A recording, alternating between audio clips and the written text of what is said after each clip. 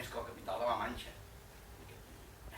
Per tant, era un molt mal model, diguem. En canvi, París era la ciutat més important culturalment i artísticament i gastronòmicament d'Europa en aquells moments, i Barcelona, amb molt d'encert, s'hi vol assemblar.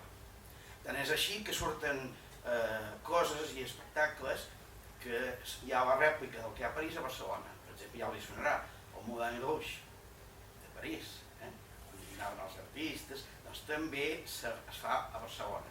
Que llavors Franco ja ha fet canviar el nom, que és el nom que té ara, que haurien de recuperar l'antic, jo crec, perquè ara el nom que li va posar Franco em fa una mica vergonya, que es diu Molino, que és un nom posat políticament. També es va fer el Bataclan, que ja els sonarà, que també existia a Barcelona, i els artistes i també, diguem, burgesos cultes, escriptors catalans, anaven a París.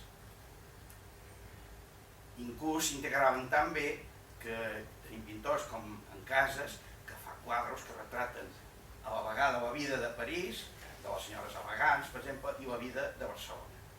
En aquell moment, Barcelona realment podríem dir que sí que és una rèplica de París, en petit, naturalment,